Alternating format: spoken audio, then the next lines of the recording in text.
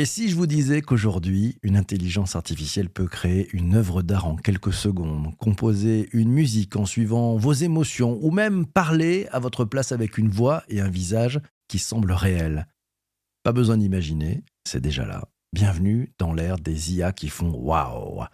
Dans cette émission, dans cet épisode de podcast, on va plonger ensemble dans ces outils qui bouleversent tout, l'art, la musique, la vidéo et même notre perception du réel. Et surtout, on se posera une vraie question. À force d'être émerveillé, qu'est-ce qu'on y gagne vraiment et qu'est-ce qu'on risque de perdre? Préparez-vous, parce qu'aujourd'hui, c'est vous qui allez décider si ces IA sont des alliés ou des révolutions à double tranchant.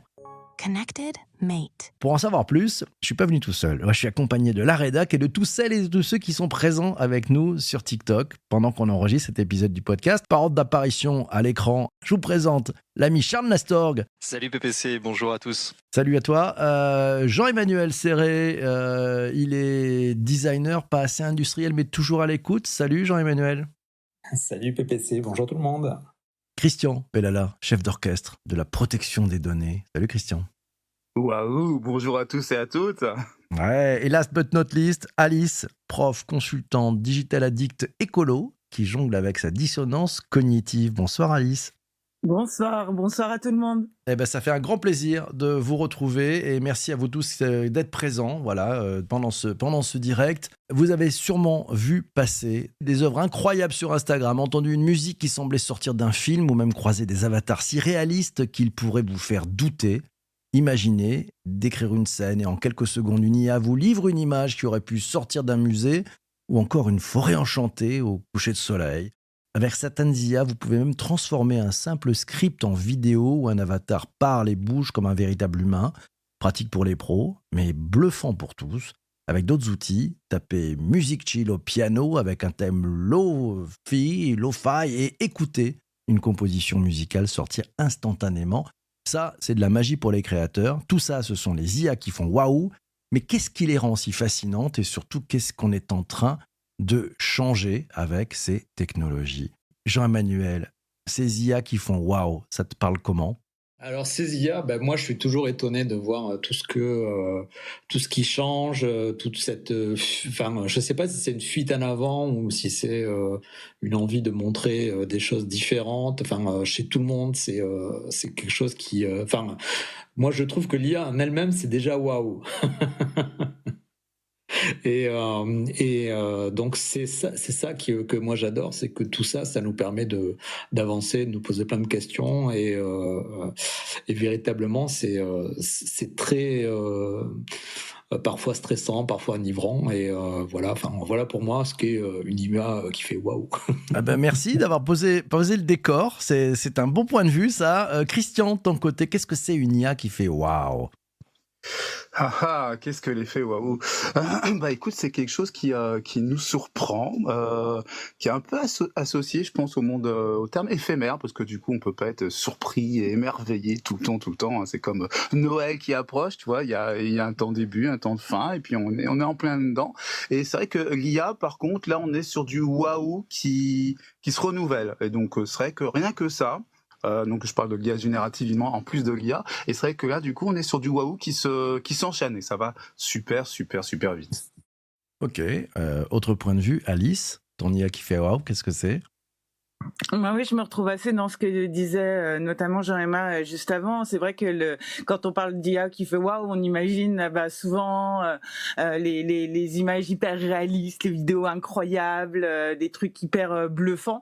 Mais c'est vrai que l'effet waouh, c'est pas seulement dans ce qu'on voit, c'est aussi dans ce qu'on ressent. Et typiquement pour moi, c'est le plus impressionnant, c'est le temps qu'on gagne grâce à l'IA, des fois avec des outils dont on pourra reparler tout à l'heure. Ok, on va parler de tous ces outils. Et puis, celles et ceux qui sont présents avec nous pendant le direct, n'hésitez pas à nous mettre déjà dans les commentaires des exemples d'IA qui, selon vous, font waouh. On compte sur vous. Allez, Charles, c'est quoi ces IA qui font waouh? Tu nous en parles? Alors moi, les IA qui font waouh, l'universalité, pas l'université, on sort des études, Mais le côté effectivement peut s'adresser à n'importe qui dans le monde. On sait qu'à une époque, il fallait savoir parler une certaine langue. Par exemple, on voulait avoir accès à certains contenus, il fallait savoir parler la langue d'où provenait le contenu. Aujourd'hui, il n'y a même plus la barrière de la langue, de la géographie et de la temporalité, puisqu'on se rend compte que c'est pas parce que vous n'avez pas eu accès il y a un mois que vous n'aurez pas accès dans 2 mois. Ou voilà, donc c'est assez drôle parce que c'est un peu paradoxal par rapport à l'effet éphémère dont parlait Christian, mais c'est quelque chose qui mine de rien perdure dans le temps. Et donc voilà, cette approche très universelle qui est accessible par tous, et quel que soit d'ailleurs son niveau social, son origine, ses capacités intellectuelles, tout le monde peut avoir accès aujourd'hui à des IA, et c'est assez bluffant que quelque chose comme ça soit accessible à un si grand nombre à la fois en si peu de temps. Ouais, c'est vrai que c'est un peu la magie qu'on a eue avec ChatGPT, finalement, se dire, c'est très simple. Et on a tous accès. Ça, on a tous fait waouh, d'ailleurs, la première fois, je pense, quand on a. Enfin, si vous faites waouh, vous faites des cœurs sur votre écran, vous qui êtes en direct sur TikTok. Mais c'est vrai que la première fois, on a fait waouh. C'était juste dingue avec cet effet de streaming. Vous savez, les lettres et les mots qui s'enchaînent les uns après les autres. Juste un truc un peu fou. Ce que je vous propose maintenant, c'est qu'on rentre un peu dans le détail, dans les exemples. Voilà, qu'on fasse un peu de name dropping, ouais, qu'on donne des noms à ces IA qui font waouh. Je me jette dans la bataille le premier, mais vous pouvez compléter. Moi, ce qui me fait waouh, c'est les images incroyables de Midjourney. Je me souviens l'avoir découvert à l'été 2022. On parlait pas encore de ChatGPT, et là, j'ai fait waouh, c'était dingue à l'époque. Et vous imaginez maintenant, 2 ans et demi après, les changements qu'il y a eu, ça est devenu encore waouh. Et on voit peut-être un petit peu, on en parlera tout à l'heure. Moi, ce qui m'a paru aussi extrêmement waouh, c'est le réalisme très troublant de Visual Electric. Je ne sais pas si vous connaissez cette application web qui permet effectivement d'obtenir des visuels troublants de réalité. Ce qui m'a fait waouh aussi, ce sont les nouvelles voix de ChatGPT, disponibles en France maintenant depuis quelques mois, mais qui étaient d'abord réservées aux États-Unis. On voit en français, ça marche extrêmement bien. Et puis peut-être la nouvelle voix que j'ai découverte sur Gemini de Google, une voix, et c'est d'ailleurs l'occasion d'un podcast qu'on a pu enregistrer avec Alexandre pour Conversation avec une IA, où la voix française est surprenante de réalisme, même meilleure que celle de ChatGPT. Ce qui m'a surpris aussi, ce sont les podcasts à la volée de Notebook LM. Je crois qu'on en parlera. Je vois qu'Alice aussi a noté cette idée-là. Très récemment, ce qu'on appelle lean painting. Vous savez, c'est la capacité par rapport à un élément visuel de créer l'environnement qui va avec, les images manquantes. Ça, c'est lean painting qu'on trouve sur une application de vidéo qui s'appelle Runway. Donc, c'est encore plus dingue que de rajouter de la matière sur une image. Ça rajoute maintenant de la matière sur de la vidéo. Donc, on va vraiment plus loin. Autre sujet qui m'a fait waouh, c'est le clonage de voix et de visage avec Agen pour la partie anglo-saxonne, ou Argile, les Français qui font à fond sur effectivement la capacité d'avoir des avatars IA. Puis on pourrait parler aussi des chansons qui sont générées par l'IA avec Suno qui cartonne. Mais et vous? Et c'est quoi l'IA qui vous a le plus bluffé récemment? Faites-le savoir si vous êtes avec nous dans ce direct enregistré sur TikTok. Et puis peut-être on va passer la voix aussi à nos amis de la rédac, parce qu'on n'est peut-être pas les seuls à avoir dit waouh. Alice, qu'est-ce qui t'a fait dire waouh? Oui, donc comme je disais tout à l'heure, moi c'est pas forcément des IA comme celles que tu viens de citer qui sont vraiment waouh visuellement, mais c'est vraiment, si je dois donner des exemples, donc d'outils qui peuvent être assez mainstream, mais bon, qui individuellement sont quand même super puissants et qui associés ensemble donnent des résultats assez fous. À savoir un truc que j'utilise vraiment beaucoup, le mix de 3 outils IA, à savoir Arc, Search, ChatGPT et Notebook LM. Donc typiquement, je vais faire sur Arc des des demandes enfin, va me trouver en 2-2 des sources qui sont au moins aussi intéressantes que celles que j'aurais trouvées sur Google, même en utilisant des opérateurs de recherche, etc.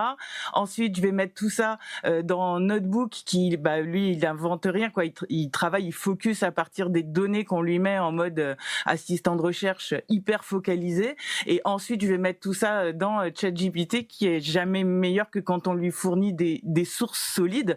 Et donc, au final, juste le mix de ces 3 outils assez basiques, enfin non, ils sont super puissants, mais par rapport à d'autres que vous citiez, ça donne des résultats, enfin, je vois super impressionnants et que j'utilise au quotidien. Aussi bien, moi, je vois en tant que prof, par exemple, la combinaison des 3, ça va me permettre, je vais mettre tous mes cours et mes lectures par exemple dans Notebook, et en ressortir pour faire des sujets d'examen qui vont être hyper pertinents, où je vais pas prendre le risque de poser une question sur un point que j'avais pas vu dans le cours, ou comme chaque école dans laquelle je bosse va avoir un peu une approche, un objet pédagogique différent, je suis sûre que c'est super adapté. Ou même en tant que consultante, enfin, je vois, ça m'a changé la vie, quoi. Quand typiquement avant un tout premier rendez-vous avec un prospect où j'allais pas passer 3 heures à tout décrypter, là, en quelques minutes, je vais avoir certes les chiffres clés, les trucs que j'aurais pu trouver vite fait sur Internet, mais aussi vraiment un résumé des problématiques potentielles, des principales stratégies. Enfin, je fais du stocking professionnel à vitesse grand V, ça me donne une vraie longueur d'avance. Et c'est vrai que ça change tout, même en rendez-vous, parce qu'on n'arrive pas quand on a toute cette matière, on n'arrive pas avec la même posture en rendez-vous, et même la personne face à vous, elle modifie son comportement aussi. Donc, c'est un vrai game changer. Ouais, super, super. Alors, je prends quelques commentaires d'ailleurs. Certains me disent, il y a Culture qui nous dit, c'est Notebook LM de Google, qui sont IA qui fait waouh. C'est vrai, on peut le comprendre. Panmi nous dit, moi c'est ChatGPT. Il nous dit, voilà, ChatGPT, ça lui fait waouh. Et puis il dit que c'est vachement bien parce que ça l'aide souvent quand on ne trouve pas de correcteur humain. C'est vrai que c'est un peu waouh. Hein. Il n'y a plus de fautes d'orthographe, c'est juste génial, ça aide à rédiger. Alors, un inconnu que je vois à peu près qui ça pourrait être, mais le pseudo est un peu user 90 39 79 53 machin. Donc ça c'est dit toutes les IA pour coder, notamment en Python, apprendre, débugger, suggérer du code. Ouais, ça c'est vrai que c'est une bonne pratique. Un autre utilisateur qui tout neuf sur TikTok nous dit c'est Eleven Labs pour le clonage de voix. C'est vrai que c'est plutôt excellent sur ce clonage de voix. Voilà, donc après, on pourra voir s'il n'y a pas des problèmes de s'il n'y a pas des soucis de droits d'auteur et autres. Qui se reprend là, Hubert nous dit « Passer le moment d'émerveillement. Mon waouh est dans l'invisibilité et l'ubiquité. L'IA présente partout comme un agent qui aide dans le contexte. » Merci beaucoup, Hubert. Et Anne nous dit « La création d'agents. Je trouve ça fou et les faire travailler ensemble. » C'est comme écrire un livre, voilà, c'est passionnant. Nabla nous dit Culture aussi est tout aussi intéressant que les IA dédiés. Merci beaucoup. Je vais passer la parole à Charles pour dire tes IA qui font waouh. Tu aimerais nous parler de quoi? Alors moi, je vais vous parler d'une grand-mère. Je pense que vous avez en entendu parler. Cette grand-mère s'appelle Daisy et en fait, c'est un assemblage d'IA. Et son rôle, c'est non pas de casser les arnaques téléphoniques, mais c'est de faire en sorte de tenir le plus longtemps en ligne possible en conversation les arnaqueurs qui tentent des arnaques téléphoniques. Parce que comme le dit le youtubeur Jim Browning, qui est à l'origine de cette IA en partenariat avec O2, chaque temps que passe un arnaqueur avec Daisy, donc l'IA générative qu'il a mis en place, c'est une minute en moins qui passera à essayer d'arnaquer quelqu'un. Il faut savoir que ce youtubeur est connu pour pouvoir pour lutter, ou en tout cas essayer de lutter un maximum contre les arnaques téléphoniques. Et cette IA, elle m'a fait wow parce que travaillant dans les nouvelles technologies, on parle souvent d'intelligence augmentée quand on parle cybersécurité, et vous avez des IA d'attaque et des IA de défense qui sont hyper sollicités pour pouvoir justement contrer dans la cyber. Et là, on se rend compte que au-delà de simples programmes de ligne de code, on a réussi à faire en sorte de contrer un être humain avec une IA générative. Et ce qui est intéressant, c'est qu'on l'a pas contré en mode je te détecte et je te détruis, ou je te bloque comme on pourrait le faire dans un système informatique, mais on lui faire perdre du temps, on va le monopoliser pour pouvoir justement éviter que quelqu'un d'autre soit attrapé par cette IA. Donc j'ai trouvé la démarche très intéressante dans le sens où on va faire perdre du temps à l'agresseur, et ce temps perdu, c'est du temps gagné pour des possibles victimes qui ne seront pas touchées. Donc j'avais trouvé ça intéressant. Alors il n'avait pas tout expliqué comment fonctionne exactement cette IA. Il y a bien évidemment du langage naturel, puisque c'est du text-to-speech. Il y a une IA générative derrière pour pouvoir donner l'impression d'une grand-mère, et c'est très intéressant parce qu'elle arrive, ils avaient partagé des résultats où ils arrivent avec des histoires, en essayant de détourner l'attention dès qu'ils commencent à demander des coordonnées bancaires. L'IA arrive à détourner l'attention, à parler d'autres choses, de tricot et autres. Et c'est assez bluffant, et je trouve, alors on a trouvé un usage positif. Donc, ce qui n'est pas toujours le cas, vous savez, à chaque fois qu'on parle des IA, on pense à Terminator, la guerre et tout ça. Bah là, on trouve un truc on a trouvé, une application positive et qui va dans le sens du quotidien des gens. Et en plus, on arrive à piéger des êtres humains. Donc maintenant, on peut penser à tout ce qu'on peut avoir derrière qui pourrait être pareil dans le démarchage téléphonique, mais c'est intéressant surtout qu'en plus, il y a une tendance sur le démarchage téléphonique qui est plutôt à la baisse. En Espagne, ça vient d'être interdit, c'est-à-dire que tous les centres d'appel de démarchage sont en train de fermer, et en France, on est en train d'accentuer la restriction où il faut avoir fait un opt-in, c'est-à-dire il faut avoir donné son accord pour être contacté. Donc ce genre d'outil va être très intéressant, et je pense notamment en France, au-delà des arnaques comme ça téléphoniques, il y a peut-être la possibilité de le faire aussi par email ou ce genre de choses. Intéressant. Moi, je trouve ça bien comme cas d'usage. Et puis, c'est plutôt on renvoie la balle à l'envoyeur. Bon, il faudra se poser la question si demain, et je crois que c'est arrivé à Alexandre qui a failli se faire arnaquer par une IA. Qu'il a appelé, voilà, en se faisant passer, je crois, pour les impôts, je ne sais plus quel sujet. Donc, c'était extrêmement bien fait. Donc, il faut quand même se méfier de ces sujets. Si vous voulez causer dans le post, vous qui êtes en direct sur LinkedIn, vous n'hésitez pas, vous levez la main et on aura grand plaisir à vous entendre. Je vais passer le micro maintenant sur, un exemple à Christian. Ces IA qui font waouh. Est-ce que tu as un exemple, Christian ? Tu en as cité pas mal, et tout le monde en a cité pas mal, y compris dans les commentaires, donc c'est super cool. Donc c'est vrai que Midjourney en niveau création, alors au tout début il y a le ChatGPT pour le texte, c'est vrai que c'était bluffant, c'était l'effet waouh, parce que c'est l'effet grand public, ça a été dit juste tout à l'heure, c'est que ces trucs qui étaient, ces petits jouets qui étaient réservés en entreprise à certaines élites, du coup c'était en grand public, donc ça c'est le premier effet waouh. Et c'est vrai que Midjourney, moi, une IA qui m'est resté, c'est Flux, en fait, par rapport à la qualité, qui a fait une petite avance, donc qui a été rattrapée rapidement. Puis il y a une petite guéguerre, et beaucoup se basent sur Flux maintenant. Et c'est vrai que du coup, quand ils sont ensemble, du coup, ça fait des super effets waouh. Et moi, j'adore l'exemple de Charles Daisy. Alors, moi, je trouve ça excellent. Et c'est vrai que le plus grand effet waouh, alors c'est vrai qu'il y a la technologie, il y a les machines d'une part, mais elles sont faites aussi programmées par l'homme. Et c'est vrai que c'est les usages, en fait. Donc il y a plein d'usages qu'on ne voit pas. Donc c'est vrai qu'il y a les effets waouh grand public, il y a des effets waouh donc dans les usages. Et c'est vrai que là, Daisy, ce que tu disais, Charles, c'est un parfait exemple d'une utilisation d'IA. On reconnaît plus des IA style Terminator. Là actuellement, depuis un petit bout de temps, les IA sont utilisées pour compromettre des sites internet, compromettre justement avec le génie social. Donc pas du coup ce que tu disais avec Alexandre, un PPC tout simplement. Donc c'est vrai que l'IA est utilisée à des effets quand même de compromission, à des tentatives tout du moins. Et c'est vrai que là, du coup, Daisy, c'est l'inverse, c'est pour du coup faire perdre du temps aux malfaisants, on va dire, un petit peu, qui essaient de détourner la situation. Et c'est vrai que là, donc il y a plein d'usages waouh de l'IA qui est fait qu'on ne voit pas. Et c'est vrai que donc si on reste dans la cyber, donc l'IA maintenant est utilisée donc par les pirates, mais pas que, c'est aussi donc dans les centres de supervision. Donc là, ça permet d'observer les comportements, un petit peu le trafic, et puis du coup d'anticiper, de prévoir un petit peu, pas la Minority Report, mais presque. Et puis on l'a aussi dans les caméras de surveillance, donc ça on l'a eu pour les JO, mais ça était déjà expérimenté bien avant. Et c'est vrai que du coup il y a des IA donc raccordées sur les caméras de surveillance des communes. Et là du coup ça permet aussi d'anticiper des comportements, donc soit des agressions, mais pas que, mais aussi des malaises, parce qu'il faut pas voir qu'il y a que des agressions dans nos rues. Donc heureusement, on n'est pas Terminator encore. Je reviens dessus, mais c'est vrai que du coup ça permet d'anticiper un petit peu personne qui boite, elle n'a peut-être pas forcément trop bu en boîte de nuit ou dans le bar, il y a peut-être un autre souci, un petit malaise vagal, et du coup ça permet d'anticiper un petit peu. Et c'est vrai que moi c'est tous ces usages qu'on ne voit pas, qui sont pour moi aussi très très très effets waouh. Ouais, super. Et puis, merci, merci.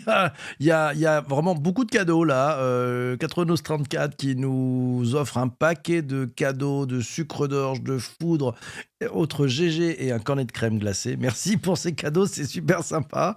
On va peut-être poser la question, tiens, d'ailleurs, sur ces IA qui font waouh, des exemples à Jean-Emmanuel. Oui, alors moi je vais faire un wow un peu enfin deux wow un peu spéciaux. Le premier c'est un cocorico wow parce que j'avais envie de pousser un peu un wow français avec Mistral. Je trouve que Mistral qui joue dans la cour des grands avec sa nouvelle IA qui maintenant fait fait de l'image et tout ça, et je trouve que c'est enfin voilà, je trouve que pour une petite start-up française qui s'investit dans l'IA, ça méritait un wow. Et le deuxième wow, c'est un petit peu le Corico wow.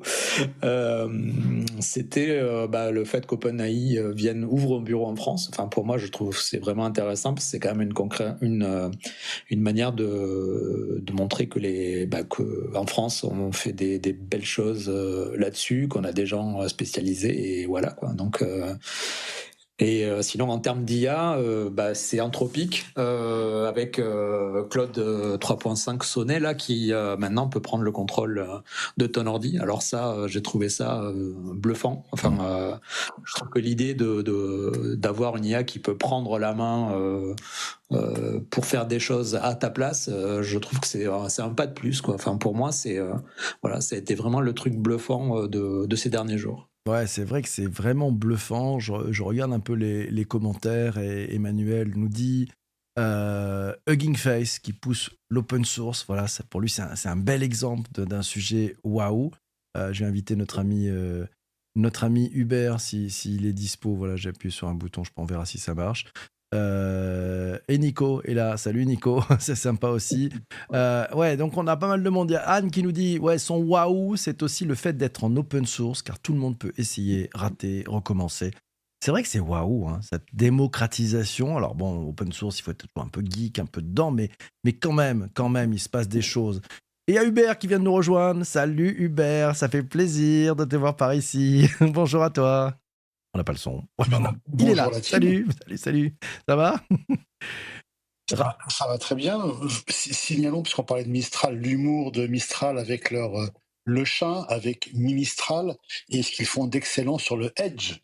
Parce que l'IA, c'est bien beau dans des grands data centers au bout du monde, mais c'est encore mieux si on est en Edge, c'est-à-dire quasiment à notre porte ou carrément dans nos locaux. Donc le Edge est hyper important et Mistral est super fort là-dessus. C'est vrai, t'as raison, et on peut saluer le sujet. Et puis, il y a plein d'humour, hein, qu'ils aient appelé ça le chat. Moi, j'ai trouvé ça plutôt malin de la part de cette équipe de Frenchie, qui vont loin. Et ça fait du waouh, et c'est très important. Voilà, merci beaucoup, Hubert. Autre waouh de ton côté, Hubert? Moi, j'avais une question au groupe. J'ai plein de waouh, mais qui sont quasiment, comme je le disais tout à l'heure dans un commentaire, invisibles. J'ai une question pour le groupe.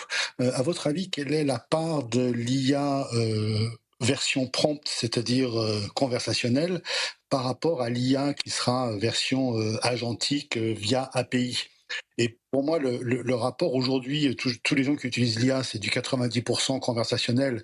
Ils promptent, ils ont une réponse, et c'est un peu comme une demande classique. Et ma prévision, c'est que, et j'aimerais avoir l'avis du groupe, c'est que d'ici mi-2025, ce sera plutôt du 50-50, c'est-à-dire 50% via des prompts et conversationnels et 50% de manière invisible via des API, donc via des agents qui vont travailler pour nous à l'intérieur d'autres SaaS qui vont faire appel à l'IA. Donc j'aimerais vous entendre là-dessus sur la partie, on parle beaucoup du conversationnel, c'est le plus visible et facile, mais quelle sera cette part de conversationnel? À mon avis, elle va diminuer, et je pense que finalement, l'agentique sera supérieur au conversationnel. Faudra quand même lui donner des instructions, tu penses? Parce que bon, aujourd'hui, on est au prompt. Du prompt, on est en train de passer aux assistants. Le coup d'après, ça sera les agents, hein, la troisième étape. Quand on en aura marre d'avoir à gérer plein d'assistants, on aura besoin d'un agent qui va aller les fédérer, les organiser, les orchestrer.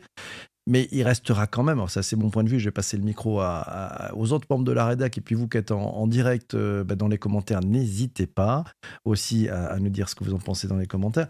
Moi j'ai l'impression qu'en fait, il y aura toujours cette partie d'interaction. Alors ça sera peut-être par la voix et plus par le texte, ça c'est encore autre chose, hein. Je sais pas ce que vous en pensez. Charles, allez, on va tourner un peu avec ta rédac. Alors rapidement, alors pour bien connaître le B2B, il faut savoir que d'ici 2030, 30% des transactions du business qui va être fait se fera via des plateformes.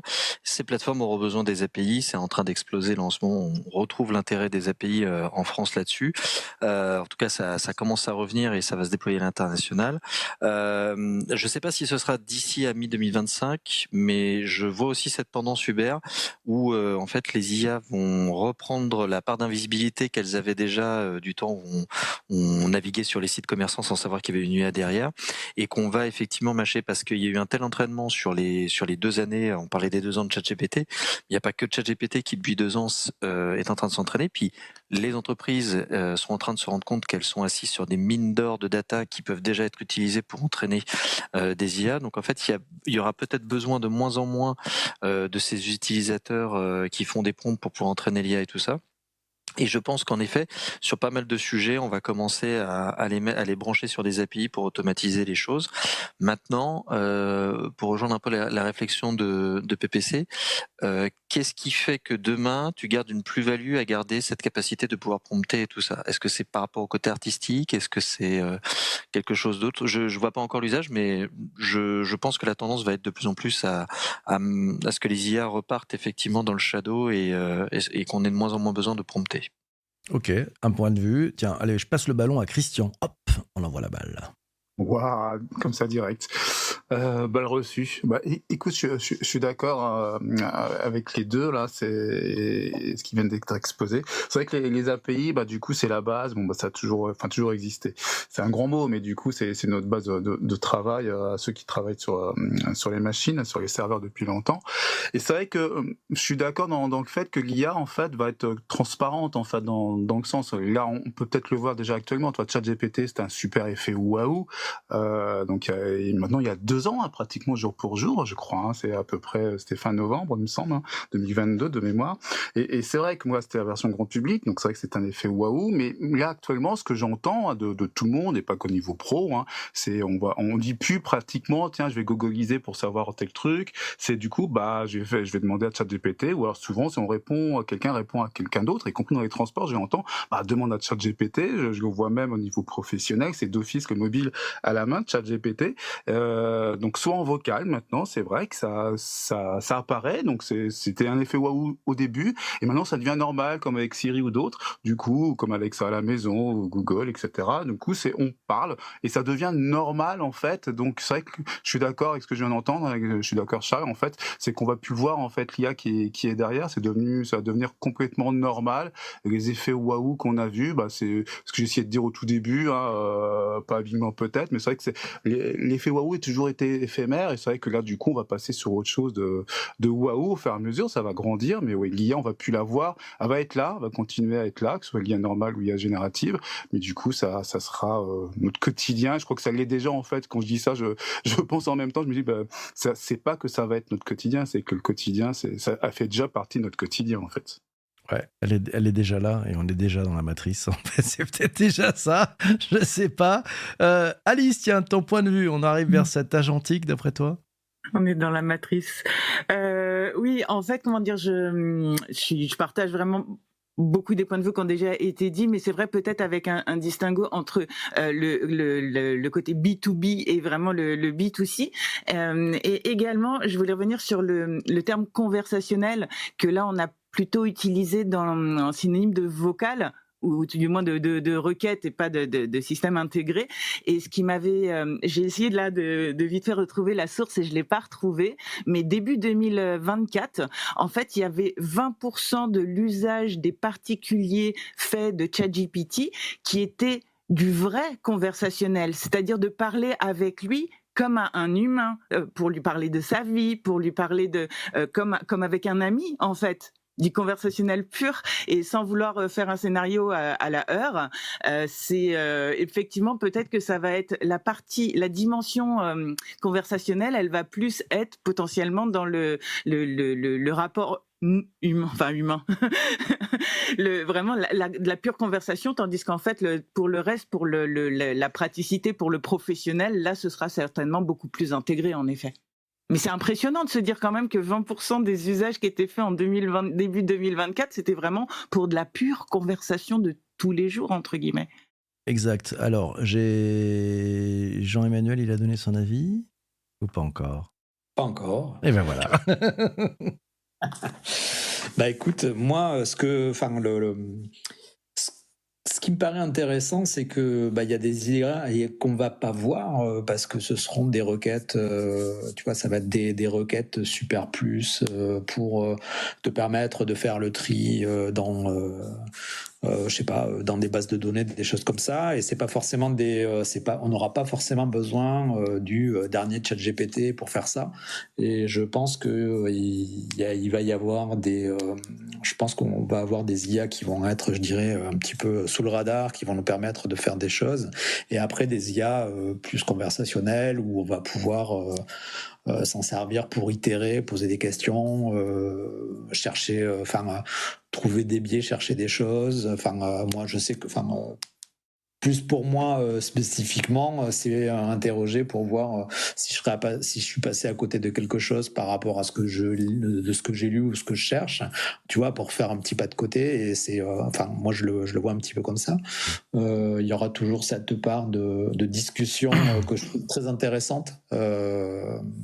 Parce que finalement tu peux parler, exposer ton problème et puis voir ce qui va en sortir ou réinterroger. Moi je trouve ça très bien et très pertinent à utiliser dans son travail, quoi. Excellent, super. Hubert, est-ce que tu pourrais reposer cette même question à celles et ceux qui viennent de nous rejoindre? Je voudrais voir un peu leur retour. On t'écoute. Ah, le micro est fermé d'Hubert. Vas-y. Non, désolé, je suis entre deux étages. Ah, pardon. La question était, quand je dis conversationnel, c'est j'envoie une requête, qu'elle soit vocale, qu'elle soit scripturale, ou qu'elle soit même envoi de tokens via des PDF ou via des documents divers et variés, et on me répond. Donc il y a donc conversationnel, ça comprend bien sûr ChatGPT, Perplexity qui est absolument fantastique, les Notebook LM pardon qui est génial aussi. Donc ça c'est tout ce qui est conversationnel, donc tout ce qui est visible. Je pose une question, j'ai la réponse, et puis après je fais un copier-coller de la réponse pour faire quelque chose. Donc aujourd'hui on est à 80-90% conversationnel, et puis 10% on va dire agentique, c'est-à-dire ça travaille en fond de tâche via des API ou via des systèmes qu'on a mis en place dans les DSI mais que l'utilisateur ne voit pas. Et la répartition, moi je prévois que mi-2025 on sera à 50-50, dire qu'on va en avoir marre de prompter. Sauf qu'on promptera quand on aura envie, tu le disais tout à l'heure avec Midjourney, quand on aura envie d'avoir une super belle photo, mais c'est un peu la même démarche quand on allait avant dans des banques de photos genre Pexel, Unsplash, on allait chercher une belle photo à des fins particulières, et on ira fabriquer sa photo sur Midjourney, mais on ira une fois par mois chercher une photo parce qu'on a besoin de cette photo-là. Mais la plupart du temps, on se contentera, par exemple, dans mon métier marketing, pour faire des personas, de faire appel à une API qui va chercher un visage quelconque. On n'a pas besoin de prompter pour dire j'ai un persona qui a 25 ans, qui est plutôt comme ci, comme ça, et d'avoir un prompt complexe pour avoir juste une tête dans une fiche persona. On aura une API qui va chercher, qui existe déjà d'ailleurs, vous pouvez le tester, s'appelle thispersondoesnotexist.com.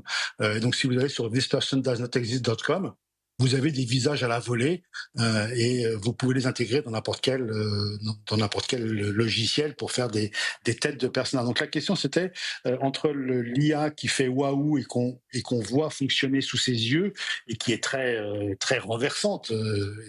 Et on a l'impression d'être le créateur ou d'être le co-créateur de quelque chose. Et l'IA invisible, d'ailleurs tel que l'utilisait Google dès 2018, dans ses snippets, dans ses knowledge graphs, Google l'utilisait déjà, mais ça s'appelait pas IA et on le voyait pas spécifiquement. Et pour moi, on va être à 50-50 mi-2025 et j'espère à 80-20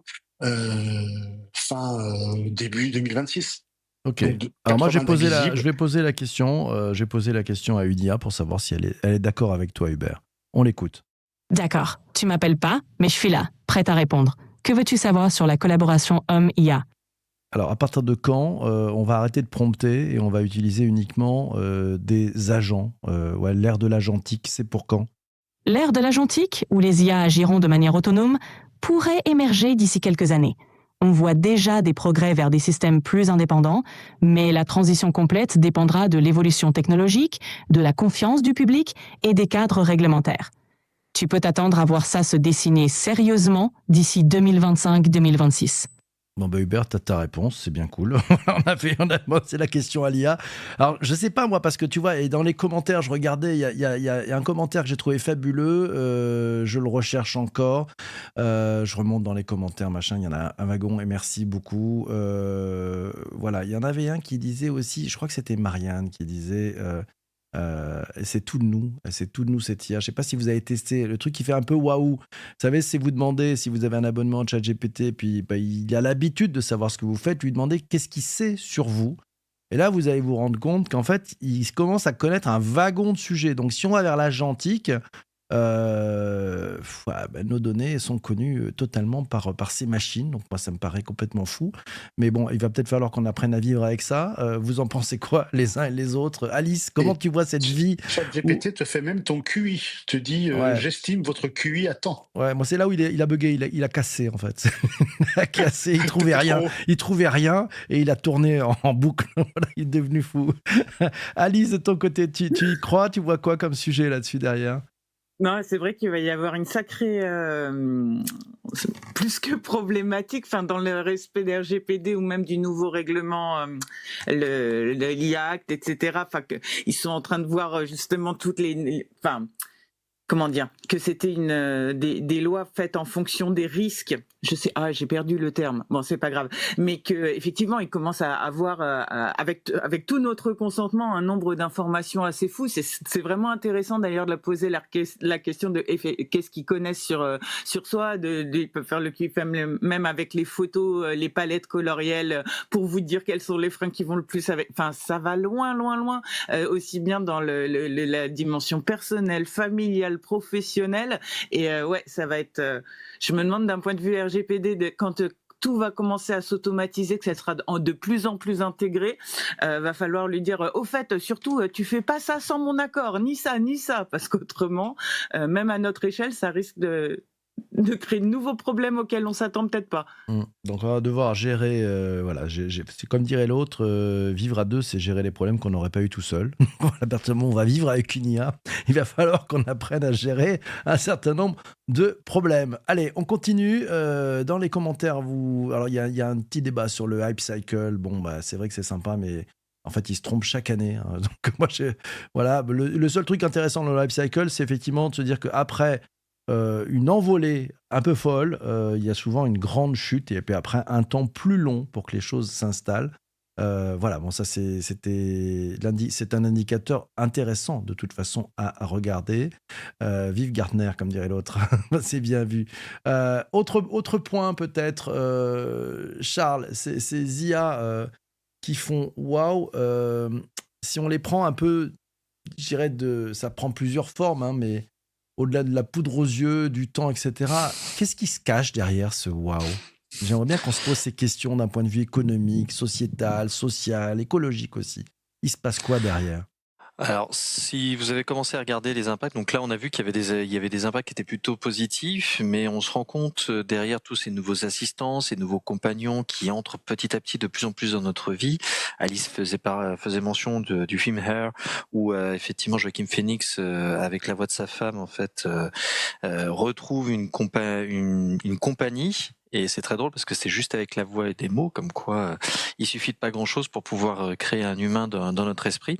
Mais on se rend compte aujourd'hui en 2025 qu'il y a quand même des impacts assez forts. À la fois, on sent que ça va accentuer les fractures sociales, notamment entre les riches et les pauvres, puisque vous allez avoir déjà ceux qui savent utiliser une IA et ceux qui ne savent pas. On sait que ce genre de choses va impacter aussi bien l'école bleue que l'école blanc. Et après, il y a un autre point aussi, c'est donc du coup IA nouveaux compagnons. On voit qu'il y a une tendance sur les sociétés occidentales tendance vers l'individualisation. Un fait majeur, c'est la baisse de la natalité, qui est une des conséquences fortes. Et puis, il y a tout plein de services qui nous confortent dans notre solitude, que ce soit Netflix, Spotify, Deliveroo. On ne propose pas forcément un divertissement, mais un compagnon. Alors finalement, est-ce que c'est génial ? On se rend compte que ça a des impacts même sur notre santé à nous. Déjà, le manque d'interaction sociale, c'est moins de déplacements, moins d'activité physique, le fait de ne pas pouvoir retrouver ses amis, le fait de bouger. Et ça va aussi diminuer nos compétences relationnelles, la capacité d'interagir avec autrui, sachant que l'IA, elle va pas avoir besoin entre guillemets, de faire d'efforts par rapport à nous, si on s'emporte, si on fait des choses comme ça. Donc nous-mêmes, on fera encore moins d'efforts. Et les gros risques aussi, c'est la diminution des capacités connectives et de la mémoire, et surtout des risques de dépression et d'anxiété. Puisque finalement on a une IA qui ne va pas forcément être capable d'interpréter ou de lire des choses, des signes avant-coureurs de ces problèmes psychologiques. Donc on se rend compte que petit à petit l'IA compagnon a beaucoup d'effets waouh, mais que derrière ces effets waouh, on voit des risques très forts et très réels, puisque malheureusement on a eu des exemples dans la presse ces dernières années sur des tentatives de mettre fin à leur jour de certaines personnes qui utilisaient des compagnons. Donc voilà, méfiance, parce qu'au final il ne faut pas que l'IA devienne l'alpha et l'oméga de notre quotidien, et qu'on garde bien les pieds sur terre et de bien cultiver effectivement nos cercles sociaux autour de nous. Ouais, c'est Emmanuel qui dit: on est enfermé sous assistance respiratoire, biberonné par les GAFAM, les plus pauvres vont être zombies. Ouais, j'en ai bien peur. Et Marianne nous dit qu'il faut absolument lire le Nexus de Yuval Harari. Voilà, elle nous expliquera un peu pourquoi, mais à lire absolument, je pense que si on veut vraiment comprendre ce qui est en train de se passer. Et Culture nous dit c'est le management du changement aussi. Alors à la fois à titre personnel et professionnel, je pense qu'on a aussi des changements à titre perso à intégrer sur ces différents points. Juste un dernier exemple, PPC, si vous avez vu le film Wall-E, alors désolé pour ceux au niveau du spoil que je vais faire, mais en fait à un moment donné on découvre que les humains sont dans l'espace et eux-mêmes en fait ne se déplacent plus, ils sont devenus très gros. Je fais référence au commentaire de Christian qui dit qu'il va falloir renforcer nos canapés avec la prise de poids qu'on va avoir. Et dans Wall-E, en fait, ils sont tellement dans leur bulle et dans les écrans, c'est-à-dire qu'ils ne regardent pas ce qui se passe autour d'eux. Et à un moment donné, le petit robot crée une sorte de petit accident entre deux êtres humains qui d'un coup touchent le sol, se lèvent pour la première fois sur leurs deux jambes et se rendent compte qu'ils peuvent discuter avec un autre humain sans avoir besoin d'écran ou d'appareil.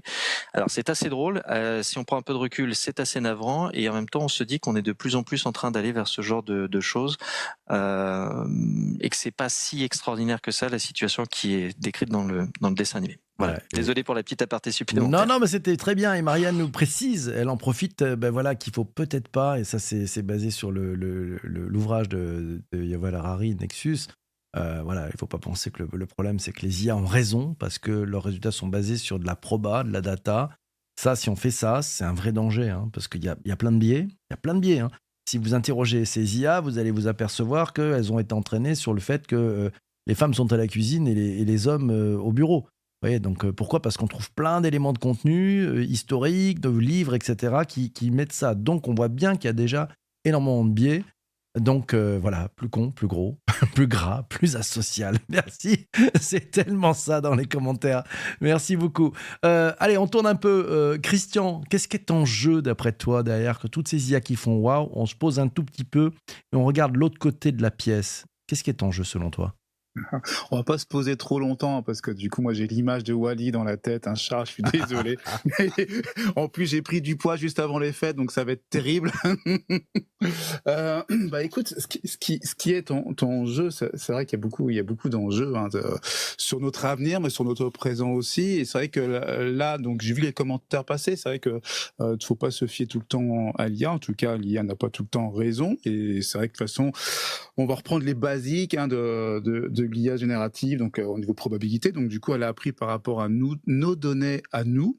Humains, donc nous humains on n'est pas infaillibles, on n'a pas tout le temps raison, donc du coup elle a appris aussi pareil que nous.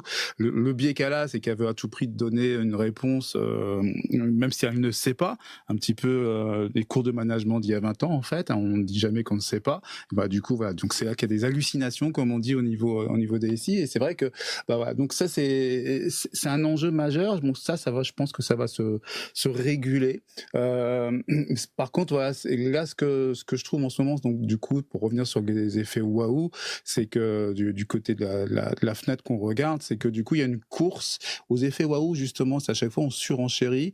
Je reprends l'exemple de Flux qui a fait un petit bond en avant il y a quelques temps au niveau du rendu graphique, bah du coup tout le monde a sauté dessus, donc il y a plein de petites boîtes et des nouvelles IA, donc on change les noms, etc. Donc on implémente, donc au début c'est surtout OpenAI avec GPT, puis donc ChatGPT après, et puis donc du coup voilà, et donc on rajoute, et là c'est que des petites courses à ça, donc je pense qu'après il y aura peut-être un point sur les incidences de la planète, mais c'est vrai que voilà, pour l'instant, donc de l'autre côté de l'écran, de l'autre côté du canapé où on est en train de grossir dessus, bah c'est pas forcément si vert que ça, parce qu'on parlait des cols bleus et des cols blancs, donc moi je dirais il y a peut-être les cols verts derrière nous, et en fait c'est pas très très vert, c'est pas très très propre, hein, pour reprendre des termes peut-être écologiques, mais du coup c'est un peu le cas, et donc là il y aura un enjeu, un équilibre à trouver.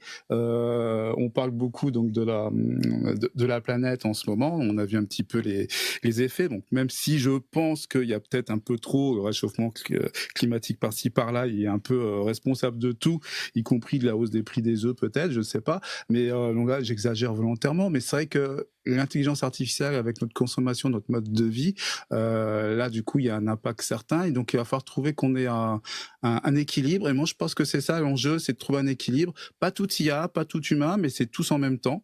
De toute façon ça reste un outil pour vulgariser, mais voilà, donc l'enjeu pour moi le plus gros, c'est que faut que ce soit un travail commun, toute la planète, y compris l'Afrique, où là actuellement il y a un apprentissage des IA, parce que du coup c'est très très très très compliqué au niveau des langues parlées, donc ça on l'a déjà abordé, hein, Charles, tu l'as déjà abordé dans une émission précédente, donc c'est vrai qu'il y a des actions qui sont faites par 3 grands groupes sur ce sujet, mais c'est vrai quoi, c'est l'enjeu pour moi majeur, ça va être ça, c'est tous ensemble. Ouais, bien vu, bien vu. Bien. Tiens, on va passer la parole à notre digital addict écolo, à Alice. Tiens, ton point de vue sur le sujet, qu'est-ce qu'il y a en jeu ? Oui, pour dans la continuité de ce qu'a dit Christian, et il y a vraiment la dimension écologique justement, et la consommation énergétique de toutes nos petites recherches et de tout ce que l'on fait au quotidien avec l'IA. Donc on dit qu'une recherche sur Google, ça produit 0,1 gramme de CO2, donc c'est presque rien. Mais avec ChatGPT, on parle de 4 à 15 fois plus. Et pour ChatGPT 4, on parle de 20 à 50 grammes par requête, donc plusieurs centaines de recherches classiques. Donc là, ces chiffres, donc c'est des chiffres les chiffres ils sont souvent contestés, et c'est parfois difficile de s'y retrouver entre les différentes sources. Donc là, ceux que je vous donne proviennent de Data for Good, qui a lancé le projet GenAI Impact, qui est une extension des travaux du livre de Samuel Rincé, qui est co-auteur et lead AI engineer chez Align. Et donc pour info, GenAI Impact est désormais une association qui mène le projet avec le soutien de plusieurs dizaines de bénévoles de Data for Good. Et après des mois de travaux, ils ont lancé leur estimateur qui s'appelle Ecologits Calculator en open source. Donc pour ceux qui veulent en savoir plus sur le détail de tous ces calculs, vous pouvez aller sur GenAI Impact, le making of, où ils expliquent toute la modélisation de l'outil. Et oui, autre remarque qu'on m'a faite aussi, donc là les chiffres que j'ai donnés, c'est pas pour ChatGPT 4 mini, donc on m'a certifié moins gourmand, mais dans tous les cas les recherches textuelles, comme on s'en doute, c'est pas les pires, parce que si on génère une image, là on passe à une toute autre dimension, c'est 100 à 1000 fois plus énergivore qu'une requête textuelle, et générer une seule image HD via AI, c'est comme d'après des équivalences, voilà, comme recharger complètement un smartphone. Et là, c'est pas comme quand on disait avant qu'envoyer un email, c'était comme laisser une ampoule allumée pendant 25 minutes. Ça a été débunké. On sait maintenant que les chiffres, ça prenait en compte l'infrastructure globale, qu'ils étaient souvent exagérés pour sensibiliser le grand public et qu'en réalité, qu'on envoie un mail ou pas, ça change quasiment rien.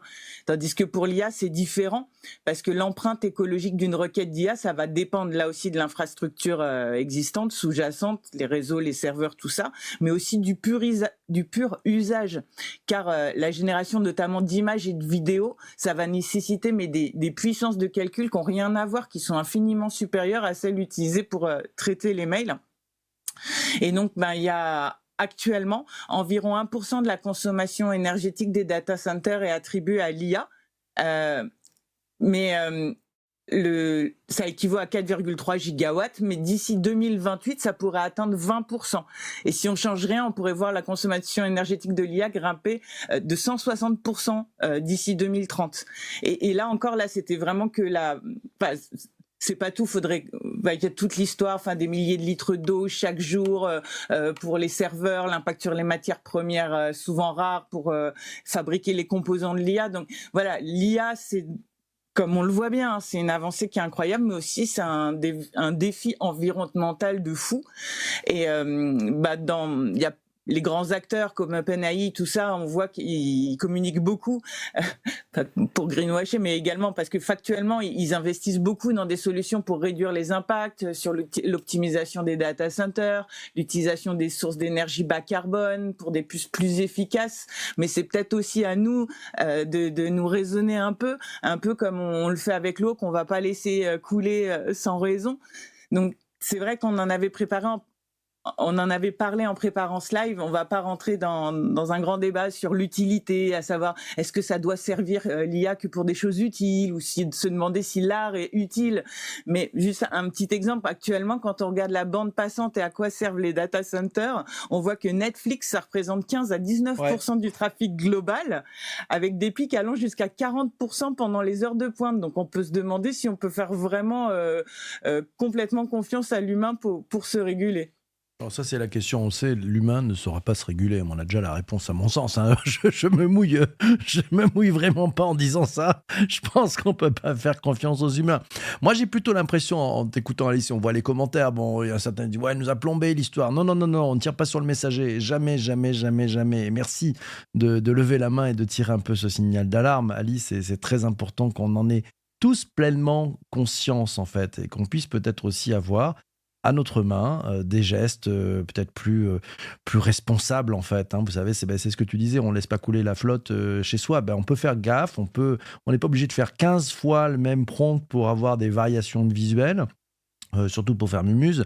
Donc on peut faire aussi un petit peu attention. Et puis je pense que l'IA est à la fois le problème et aussi la solution. C'est-à-dire que probablement avec des IA bien utilisées, on va pouvoir optimiser tout ça. Aujourd'hui, on est je pense, dans une phase de découverte. Donc on fait plein d'erreurs. Et puis petit à petit, ça va se réguler. Et puis petit à petit, on va voir arriver des solutions. Moi, je crois pas mal aux solutions type du Edge, qu'on avait pu voir à une époque. C'était de se dire, effectivement, il y avait aussi du cloud de proximité. Peut-être qu'on va avoir les IA de proximité. Nos smartphones sont bourrés de techno. Ils sont dedans, on peut encore utiliser, on n'en utilise qu'une toute petite partie, c'est comme notre cerveau, on n'en utilise qu'une toute petite partie. Peut-être qu'il faut déporter un certain nombre d'IA qu'on peut utiliser sans que ça consomme du cloud, en fait, sans que ça aille requêter à l'extérieur. Typiquement, on peut installer aujourd'hui en local, sur son ordinateur, des IA qui font très bien le boulot, qui n'ont même pas besoin d'être connectés à Internet, et ça ne consomme pas plus, puisque l'ordinateur, on l'avait. Donc, on peut tout à fait faire des choses très, très sympas en installant sur son Mac, sur son PC, des IA en local. Et ça, voilà, Olama, merci. On voit qu'il y en a qui connaissent et qui suivent. Typiquement, c'est peut-être aussi des solutions. On peut utiliser l'IA en faisant gaffe. et pas forcément la parole du sage. Je ne sais pas, Hubert. Hubert, d'ailleurs, tiens, puisque tu demandes le micro, qu'est-ce que t'en penses? Mais c'est évident qu'à trop jouer et dans l'engouement, dans les 100 premiers millions d'utilisateurs de ChatGPT en novembre, 22 novembre 2022, toutes les 30 demandes novembre, étaient 30 novembre est-ce que je suis 2022. 30 connu? novembre 2022. Ah, j'avais retenu 22 Non, c'est novembre. 30, Ok, 30, 30 30 novembre. novembre. Ok, 30 novembre 2022. Bah, les premières requêtes étaient ridicules et pendant un mois, tout le monde a demandé à ChatGPT des choses qu'il connaissait déjà pour voir si ChatGPT était bon ou pas. Donc c'était des tests quelque part ridicules. Le porno fait aussi une grosse partie de la bande passante. Il faut aussi dire les choses et appeler les choses comme elles sont. Netflix et une utilisation que personne ne connaît, les télévisions, les smart TV qui passent par les box pour diffuser du TF1 qui serait en accès TNT avec zéro consommation du réseau. Ben, quand on a TF1 ou France Télévisions ou n'importe quelle chaîne via sa box, et ben c'est comme si on regardait un film Netflix, c'est comme si on faisait 10 requêtes ChatGPT. Donc il faut bien, quand on parle d'écologie, il faut bien faire la part des choses et bien sûr bien comprendre la différence entre l'entraînement d'une IA qui va coûter très cher et l'inférence qui est l'utilisation des utilisateurs. Mais c'est très délicat de parler écologie quand on ne sait pas exactement les vrais chiffres. Et moi, j'ai lu des dizaines de rapports et c'est très dur de trouver les bons chiffres. Je ne sais pas comment Alice a fait pour trouver ces chiffres-là, mais c'est très dur de trouver des chiffres fiables et à recouper. Et bien sûr, il ne faut pas demander à l'IA, parce que si les spécialistes ne savent pas, l'IA ne saura pas non plus. Ouais. Bah Alice, tu m'as dit que tu nous disais que tu étais vraiment renseigné. Tes sources, c'est plutôt des gens très sérieux Oui, comme oui. l'ADEME.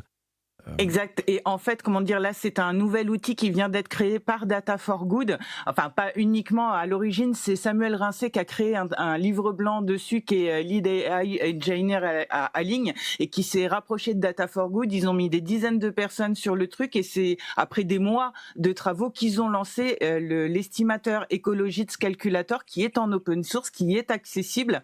Comment dire, ils ont encore dit qu'il va y avoir de nombreuses améliorations de l'outil pour le rendre de plus en plus précis et pertinent, parce qu'il y a vraiment des millions de critères à prendre en compte. Et justement, j'en profite à ce sujet-là pour dire concernant l'ADEME, qu'il y avait un super épisode du podcast Télécom Paris qui interviewait récemment Pauline Rocu, qui est chargée de mission sobriété à l'ADEME, et qui expliquait que la prochaine étude là qui va sortir en 2025 va être super différente de la dernière étude sortie en 2022. Déjà car nos usages ils ont évolué, mais surtout parce qu'il va y avoir beaucoup plus de choses prises en compte, exactement comme disait Hubert sur typiquement le fait qu'il prenait les réseaux fibres et mobiles et pas câbles, sur l'utilisation de la télé, la prise en compte des satellites, le fait que comment dire, quand ils regardaient les data centers, ils prenaient que les data centers sur la France, mais pas le fait que ça transitait par l'international, donc ils sont en train vraiment de regrouper l'ensemble de toutes les données pour avoir des choses beaucoup plus précises. Et d'ailleurs, ça va remettre complètement en question un autre, pas mythe, mais la théorie des 3/3 du numérique entre la fabrication, les data centers et les réseaux, où souvent on arrive aux conclusions que la fabrication c'est 80% de l'impact, et visiblement on serait plutôt déjà maintenant à 50% sur la fabrication, 40% sur l'infrastructure et sur data center et éco, et 10% sur le réseau en lui-même. Donc vraiment, c'est effectivement, il y a beaucoup de sources chiffrées, il faut faire très attention, et c'est pour ça que vaut mieux partir vraiment, ne pas demander à l'IA et partir sur des organismes qui travaillent exclusivement là-dessus. Ouais, exact. J'en profite pour remercier Emmanuel qui nous a gâtés. Si vous avez entendu plein de petits bruits, c'est parce qu'on a eu plein de cadeaux qui sont arrivés sur TikTok. C'est ça qui est magique. Je passe le micro maintenant à Jean-Emmanuel. Jean-Emmanuel, qu'est-ce qui est en jeu selon toi ? Alors après tout le monde, ça va être un peu compliqué parce que vous avez vraiment évoqué un large spectre des enjeux. Moi, je vais vous parler d'enjeux plus personnels, mais c'est la data en fait, puisque la data c'est de l'or, c'est qu'est-ce qu'on va faire, qu'est-ce qu'il va devenir de ses propres data à nous, celle de l'entreprise, voilà, parce que c'est très joli. d'avoir une IA, de s'en servir et tout ça, mais en fait, où vont mes data, qu'est-ce qu'elles deviennent, ça c'est un enjeu stratégique et c'est un enjeu, c'est un enjeu sur la protection de ces données également. Donc moi je dirais que, pour faire une petite critique, c'est qu'est-ce que je vais laisser, qu'est-ce que je vais offrir, qu'est-ce que je vais laisser, qu'est-ce qu'on va me prendre et surtout qu'est-ce que moi je vais faire attention, qu'est-ce que je vais développer, qu'est-ce qui va pouvoir être développé pour aller plus tard conserver et jouer dans son précaré, quoi. C'est surtout ça. Merci Est-ce que je peux me Jean-Emmanuel, permettre c'était pas d'ajouter facile. un Vas-y, bien enjeu sûr, vas-y Hubert, je t'en prie, vas-y. L'enjeu cognitif est extrêmement important selon moi, et on le voit bien quand on utilise l'IA dans un domaine qu'on connaît bien. On est extrêmement critique dans le bon sens du terme, on prend les bonnes choses, on laisse les mauvaises, on sait faire la part du vrai du faux. Et quand on utilise l'IA dans un domaine qu'on connaît absolument pas, pour moi ce serait la plomberie par exemple, on est capable de gober n'importe quelle bêtise parce qu'on n'a pas l'aspect critique. Et pour moi, avant d'utiliser l'IA, et je suis un fervent utilisateur et je le conseille à tous mes élèves, à tout le monde, j'ai aucun frein sur l'IA. Mais avant de l'utiliser, il faudrait quand même se faire sa propre culture, son propre sens critique et faire un travail un peu journalistique de croiser des sources, de savoir croiser des sources, de savoir qui est l'émetteur d'un message. De bien diagnostiquer quelles sont les citations que fait l'IA. Est-ce qu'il cite le Wall Street Journal ou François? Parce que ça va pas être la même précision.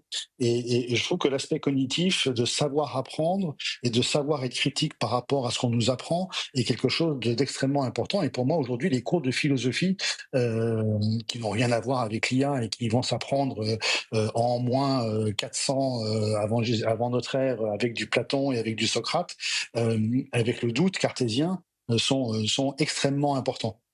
Ouais, Jean-Emmanuel nous dit que c'est aussi un aspect culturel. C'est vrai, peut-être, réapprendre la philosophie. Finalement, les maths seront faits par l'IA, à condition que ça soit mis dans dans les mains de personnes qui maîtrisent bien aussi la data, parce que pas d'IA sans data.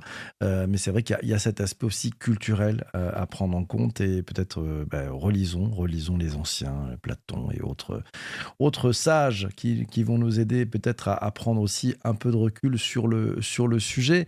Ce qui m'interpellait, je regardais les commentaires, là il y avait aussi un sujet, je crois que c'est Emmanuel qui nous dit: tous les éditeurs cherchent de nouvelles sources de data. Claude qui me permet, entre guillemets, de connecter Google Drive sur son interface, et miam des datas fraîches. On l'a même vu, aujourd'hui, je crois que les éditeurs de ces IA ont passé des accords avec un certain nombre de journaux, et ils sont en train de passer des accords avec des éditeurs d'ouvrages, de livres. Ouais. Donc en fait, c'est parce qu'ils sont à court de données pour encore plus s'entraîner. Et Marianne nous dit, apparemment, les profs de Sciences Po encouragent l'utilisation de l'IA, mais en demandant aux étudiants d'être capables de challenger ses réponses. Voilà un bon truc aussi pour une prise de recul. Nouveaux acteurs, services, usages. Alice, qu'est-ce que tu voulais dire là-dessus? Pardon, j'étais en train d'essayer de répondre à un commentaire. C'est Arthur Collins, l'éditeur qui a proposé à des auteurs des contrats avec l'IA. Donc en fait, j'avoue, je n'écoutais pas. Je te demandais, non, tu parlais nouveaux acteurs, nouveaux services, nouveaux usages, je crois, en répondant à culture. Qu'est-ce que tu voulais dire par là exactement? Qu'effectivement, on peut espérer, que c'est, quand on parle technologie de rupture, est-ce que ça va être est-ce que sous quelle forme ça va arriver? Le fait effectivement que ce soit déjà plus qu'il y ait des efforts réalisés par les sociétés actuelles pour améliorer les choses, mais qu'on peut espérer que la solution vienne également faut pas être technosolutionniste, mais que ça peut être des innovations de rupture qui effectivement amélioreront ou n'empireront pas trop les choses. Ok, super. Ce que je vous propose les uns les autres, c'est que on aille un tout petit peu plus loin dans la discussion, peut-être, je ne sais pas, puisque vous avez vu aussi peut-être chez certains acteurs qui sont en train de se repositionner. Alice, par exemple, tu as repéré, je crois, quand on a préparé cette émission, tu disais, tiens, il y a un changement de positionnement de ChatGPT. Tu peux nous en parler un petit peu ? Ah oui, il m'en a même fait une nouvelle depuis. Je vous ai pas raconté. Oui, c'était alors attends, c'était, à propos d'une actu. Oui, c'était sur comment ça Tu m'as dit que oui, c'était à la c'était fin du l'actu politiquement de correct, c'est ça, Google hein? qui avait Ouais. racheté la licence de, Caractère AI. Ouais. Je sais pas si vous avez suivi, c'était je crois début du mois de novembre où en fait, comment dire, il y avait en 2021, il y avait un des piliers du développement de l'IA chez Google qui avait conçu Mina, qui est un chatbot qui était capable de mener des conversations complexes sur plein de sujets. Et en fait, Google avait refusé de lancer l'innovation, donc parce qu'il craignait des problèmes de sécurité, d'éthique, tout ça. Donc au final, Chaser, il était parti fonder AI avec Caractère AI avec un autre ex-employé, Caractère AI qui est devenu quand même un acteur important avec une valo à plus d'1 milliard de dollars, etc. Et donc, pour rester compétitif, Google a payé quasi 3 milliards de dollars pour la licence de la techno et réintégré les deux au sein de l'entreprise. Donc ça, c'était déjà l'actu que j'avais trouvé assez intéressante au-delà du montant du chèque, hein, parce que comment dire, ça veut dire quand même beaucoup de choses sur Google, sa situation actuelle, son besoin de se dépêcher pour rattraper la course à la techno, notamment avec OpenAI. Mais j'avais demandé en fait à ChatGPT ce qu'il pensait en fait de tout ça. Et d'habitude, lui qui fait des réponses hyper consensuelles, toujours politiquement correctes. Presque un peu Là, il molle, m'avait ouais. Presque un peu molle d'ailleurs, de temps en presque un temps. peu molle, disons-le. Il avait carrément répondu, comment dire, je vous avais copié-collé sa réponse à l'époque, mais j'étais hyper surprise. Et donc, j'étais tellement surprise du fait que, comment dire, qu'il enfonçait Google, quoi. Et j'avais demandé à ChatGPT, mais d'habitude, toi qui es si politiquement correct, comment ça se fait que là, tu m'exprimes vraiment une opinion? Et il m'avait répondu que suite au changement algorithmique d'octobre ou fin octobre, il s'était rendu compte que les gens attendaient des opinions plus tranchées, et que c'était pour ça que maintenant, comment dire, en s'appuyant quand même sur des éléments concrets, il se permettait maintenant de donner des opinions. Voilà, tout simplement. À un moment donné, on décide de changer, c'est comme ça. Voilà. Et donc la dernière qui m'a faite, et là j'ai oublié de vous en parler, c'était comment dire, j'étais en train de faire un échange classique sur ChatGPT, et d'un seul coup, je vois qu'il me répond au féminin. Et je fais tiens, maintenant tu te genres au féminin. Il fait c'est parce que je me suis adapté à ta manière de parler. J'ai vu que tu écrivais tout au féminin. Mais si ça te dérange, je peux revenir comme avant. Wow. Moi, j'ai voulu faire un petit trait d'humour en disant tu sais, le genre c'est quelque chose de très personnel chez les humains. C'est à toi de choisir. Et il a dit non, je préfère me genrer au féminin alors. Waouh. Voilà, 2 ans qu'on insulte ChatGPT se rebiffe. C'est vrai. C'est pour ça, soyez toujours très gentils avec une IA, avec votre assistant vocal, voilà, votre Amazon Echo, votre Siri. Un jour ou l'autre, ils vont se réveiller et ça va barder pour nous. Tiens, allez, changement. Moi, j'ai vu aussi un truc qui m'a marqué sur le changement. C'est pas techno, mais vous avez remarqué que OpenAI a racheté l'URL chat.com. Ouais. Et ben moi, je pense qu'il y a un gros truc derrière. C'est-à-dire quand même acheter une fortune juste cette URL chat.com, ça veut bien dire qu'ils veulent être au cœur du game de tout le chat. Alors ça donne un petit peu par rapport à ce que tu disais Hubert sur l'agentique, hein, en fait ils mettent le paquet quand même, en tout cas pour garder le terrain sur l'aspect chat. Voilà. On peut investiguer une autre piste, même 2 autres pistes. OpenAI se prépare peut-être à récupérer Chrome que le gouvernement américain veut séparer de Google. Donc si on avait un combo Chrome racheté par OpenAI plus ChatGPT, ça peut être intéressant, et ils peuvent se payer chat.com, qui sera intéressant pour nous les Français, parce que chat, c'est quelque chose d'assez sympa. Et deuxième piste de recherche, Jonathan Ive, qui est l'ex-bras droit de Steve Jobs, qui faisait beaucoup de devices, qui a fait tous les devices chez Apple, est employé en tant que freelance, mais employé à plein temps chez ChatGPT, et on peut se demander s'ils vont pas sortir un device qu'ils appelleraient chat, je le dis en anglais, pardon, et qui serait un device à poser quelque part. Il y a déjà quelques devices d'intelligence artificielle qui permettent de retranscrire pas mal de choses, et là, donc, on pourrait avoir un device sous forme de je ne sais quoi d'ailleurs, et qui ferait certaines choses. Et puisque Alice parlait de rachat et de montant de rachat. Il faut quand même signaler l'énorme rachat à 4 milliards de Amazon sur Anthropic, enfin l'investissement de 4 milliards de Amazon sur Anthropic. Donc là, on a vraiment un oligopole avec Amazon, Google et OpenAI, donc Microsoft. Donc là, ça commence à se stabiliser un petit peu et on va avoir des combats Perplexity versus Gemini versus ChatGPT, et ça va être les trois grands qui se bagarrent à travers ces trois IA, et pourquoi pas un device chez OpenAI. Je le vois bien venir, le device chez OpenAI. Ah ben on l'attend tous, ce device, hein, parce que il y a le device chez Meta, on voit déjà ce qu'ils font avec les Ray-Ban, c'est pas mal, hein, c'est pas mal. Il y a encore on aura les devices chez Apple, les devices chez OpenAI. Donc en fait, ça va être la grande envolée du hardware. En fait, tout le monde cherche le remplaçant des smartphones. En fait, hein. Je pense qu'on est un petit peu sur ces sujets-là. Charles, t'as vu quoi, toi, comme petit changement technologique? Tu vois ça comment, ces changements d'effet waouh, par exemple? Les effets waouh, ils sont en train de se confronter en ce moment à des sujets qui restent un peu au fond de la charlotte, mais qui commencent à remonter par rapport à la souveraineté. Et ça rejoint la gestion des données pour parler du rachat, enfin du démantèlement du groupe Google. Ils veulent aussi démanteler la régie publicitaire de Google, ce qui est très intéressant parce que on parlait de data sur la façon dont les gens consomment, ça peut être très pertinent. Donc sur la souveraineté, est-ce que c'est bientôt la fin des cookies définitivement, avec les prochaines lois que vont passer les Européens, et puis surtout, où est-ce qu'on va héberger toutes nos données et nos IA?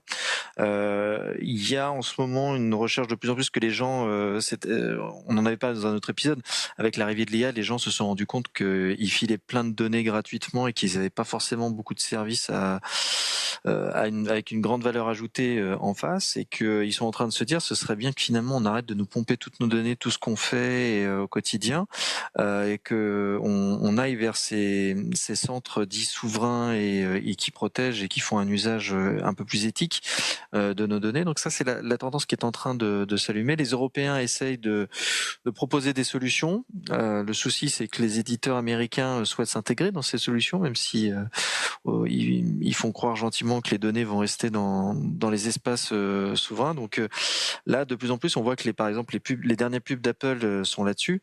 C'est avec nous, on protège vos données, etc. Même si on sait que derrière, c'est pas qu'ils protègent les données, c'est que juste ils les utilisent que pour eux. Ils vont pas les partager, mais ils vont quand même les utiliser. Donc il y a cette tendance-là, et on voit que pas mal de constructeurs, alors principalement européens, parce que la tendance part de là, et que les Américains ont beaucoup de réticences. Et il y a pas mal de procès en cours. Donc il y a ce sujet qui remonte petit à petit au niveau de la tech sur le besoin de souveraineté sur les données. Et les consommateurs aussi ont de plus en plus conscience qu'ils ne peuvent plus laisser partir autant de choses comme ça, comme ils le faisaient avant. Et la fin des cookies va être un des tournants là-dessus, justement. Je pense que, comme je dis autour de moi, quand je pense vous demandez autour de vous combien de gens acceptent les cookies sans savoir vraiment ce qu'ils sont en train de donner. Je pense que 9 sur 10 acceptent et regardent même plus. Ah oui, la fin des cookies. Tiens, allez, on arrive presque au terme de ce live. Il nous reste encore un bon petit quart d'heure. Je voudrais qu'on pivote un peu et puis avoir vos avis à vous tous qui êtes présents aussi dans ce live. Et merci pour la belle énergie que vous donnez ce soir. Merci aussi à celles et ceux qui sont présents aussi en audio. On parle un peu peut-être, je ne sais pas si vous avez des coups de cœur à partager, des médias coups de cœur, peut-être des podcasts ou plein de choses que vous aimeriez partager avec tous. Comme ça, on peut faire peut-être un petit peu le tour de vous tous dans les commentaires. N'hésitez pas à indiquer si vous avez des podcasts ou des choses. Dites, tiens, il faut aller voir parce que ça, c'est un média qui traite bien le sujet important. On a repéré des petites choses avec les amis de la rédac. Charles, toi, tu as repéré un podcast Les Échos, c'est ça? Tu peux nous en parler un petit peu? Ouais, tout à fait. Rapidement, les Échos, le journal Les Échos a lancé un podcast sur l'IA. Ils font un très joli travail dessus. Alors, ce sont des podcasts qui sont assez courts, hein, c'est 5-6 minutes, mais ils vont vraiment à l'essentiel. Et en 5-6 minutes, vous avez un super condensé avec en plus des intervenants externes. Et je vous recommande le podcast sur comment les services fiscaux français utilisent l'IA pour pouvoir être encore plus efficaces. Je pense qu'on pense tous à l'utilisation de Google Maps pour pouvoir repérer les piscines, mais il n'y a pas que ça, il y a plein d'autres utilisations des IA pour essayer de détecter soit les fraudes, soit pour pouvoir avoir des résultats beaucoup plus pertinents. C'est assez passionnant, c'est-à-dire 5-6 minutes. C'est assez flippant de se dire que l'administration française, parfois, peut avoir du génie dans l'utilisation de ces nouvelles technologies. Ils sont forts, ils sont très très forts. Mais on a besoin d'ailleurs d'aller chercher un peu des sous là, j'ai l'impression en ce moment. Donc planquez vos piscines si vous en avez, c'est foutu, l'IA va vous dénoncer. Alice, de ton côté, est-ce que tu as je sais pas, un média coup de cœur, un truc à recommander à nos amis qui sont là? Oui, il y a le podcast de Renaud Descodes qui vient des fois, qui nous fait des fois la présence de l'honneur, l'honneur de sa présence sur ce live. Et en fait, il a un podcast qui dure une dizaine de minutes, qui est quotidien, enfin 5 jours par semaine. En fait, il fait un live de 2 heures dont il extrait une sorte de JT qui dure une dizaine de minutes et qu'on peut retrouver donc sur les plateformes de téléchargement. Et donc ça parle beaucoup d'IA, mais disons que plus globalement c'est dédié au décryptage de tous les sujets d'actu autour de la tech. C'est super accessible, enfin du moins la partie podcast, la partie JT. Il a un ton qui est sympa, qui est dynamique et en plus il s'empêche pas de donner son point de vue et l'avantage, c'est que, quel que soit son niveau, on peut, grâce à ce podcast, ne rien louper de l'essentiel des grandes actus de l'IA. Très bien, ça lui fera plaisir. Il passe de temps en temps, effectivement. Il est sur TikTok, sur Twitch, comme nous le rappelle Hubert. Renaud Descodes, allez voir, c'est pas mal ce qu'il fait comme taf. Tous les jours, voilà. Il décrypte, il aide bien d'être décrypté. C'est plutôt sympa. Jean-Emmanuel, toi, tu as repéré aussi un podcast. Oui, je suis tombé sur un podcast qui parlait de design et d'IA, donc ça m'avait très intéressé. Et ça s'appelle Parler d'IA. En fait, c'est toutes les semaines, c'est un podcast d'une radio, et c'est plutôt intéressant. Enfin, j'ai trouvé ça. Je pensais que c'était tout nouveau. En fait, c'est la 2e saison, donc. Il y a plein de choses, enfin il y a plein de sujets qui ont déjà été abordés, donc je vous conseille d'aller faire un petit tour, peut-être que vous allez trouver de quoi picorer. Enfin, j'ai trouvé ça vraiment intéressant. Hubert, une reco?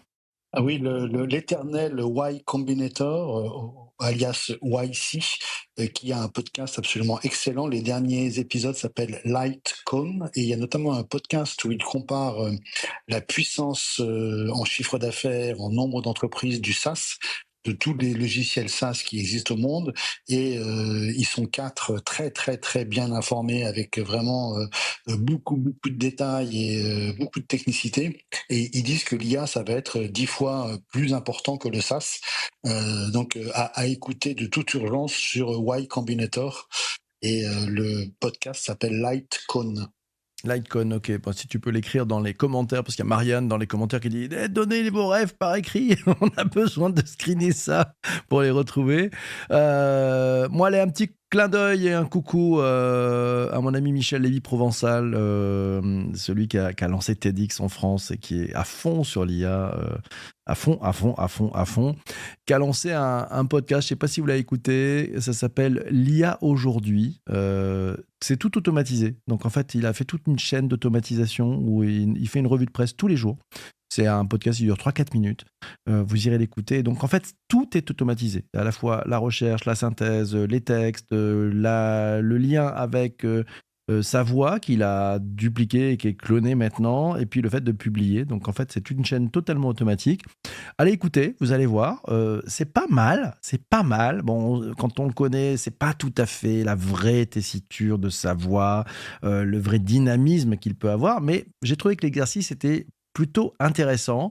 Après, on peut le prendre, ça c'est le côté positif. L'autre côté, c'est on court aussi peut-être après de l'infobésité, où à force de créer des automatismes qui créent des contenus automatiques qui sont publiés automatiquement, on est en train, là encore, de nourrir un peu plus d'infobésité. On sera peut-être d'ailleurs écouté demain par des IA qui nous écouteront ou qui écouteront des contenus créés par d'autres IA. Christian, t'as pas donné la parole. Est-ce que tu as un média coup de cœur? Oh, bah évidemment, oui, mais on est déjà écouté par les IA, hein, je te rassure. Merci, j'en étais certain. J'en étais certain. On est dans la matrice, je vous le dis. Alors moi, oui, j'ai une pépite, une newsletter, c'est l'effet Waouh, justement, c'est une super newsletter. En fait, c'est une newsletter dans le domaine de la technologie, du numérique, puis de l'intelligence artificielle, ça tombe bien, c'est notre sujet de ce soir, tous les mois. Et c'est vrai que c'est une plateforme, en fait, pour vulgariser, donc c'est une newsletter qui vulgarise, en fait, vraiment toute la technologie, et puis en plus qui amène des discussions collaboratives. Et ça, c'est génial, parce que du coup, ça fait un petit format interactif et immersif. Et c'est super sympa. Et puis cette newsletter s'appelle Bonjour PPC. Je crois que tu peux mieux en parler que moi. Oh, le chenapan que vous êtes. Je l'avais pas vu arriver en plus. Et là, je me disais, c'est quoi énorme.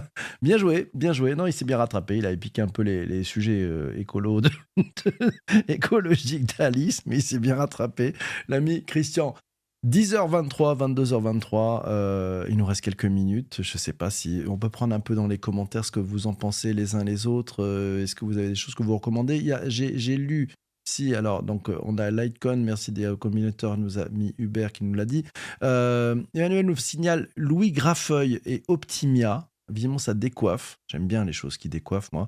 Louis Graffeuil et Optimia. On ira voir, je ne connais pas du tout, ça parle d'automatisation et d'IA. Donc merci Emmanuel pour ces éléments. Ce sont des bonnes idées. Puis c'est toujours comme ça qu'on fait. Hein. Donc voilà, donc merci pour la promo, Christian. Donc c'est bonjourppc.substack.com si vous voulez vous abonner à cette newsletter. Il y a 2 éditions de cette newsletter, une qui paraît le jeudi et une autre qui paraît le samedi avec une revue de presse, des tutos, des cadeaux, des prompts, enfin bref, de quoi pas mal s'amuser et découvrir, décoder, et puis quelques assistants aussi IA qui vous permettent de gagner pas mal de temps. Je lis beaucoup de decks, nous dit Culture. C'est pas un podcast, mais ça me fait beaucoup de veille technologique. Exactement, ouais, les decks des startups, ça peut aider aussi. Merci Emmanuel qui nous dit c'est pas mal ce live, ça me rappelle des soirées raids de waouh sur Discord. Ah là là là là, ça fait longtemps. Le Discord, ça nous rappelle un peu le confinement et les moyens de partager et d'échanger tous ensemble. On se retrouve très vite. Merci à vous tous. Merci à la rédac, Alice, Charles, Jean-Emmanuel, Christian. Merci aussi à Hubert qui a levé la main, qui est venu monter et causer avec nous. Merci. On adore ça. On adore ça quand des personnes qui arrivent dans les commentaires, hop, ça y est, viennent lever la main, viennent causer avec nous, échanger. Un grand merci à vous tous. Connected Mate.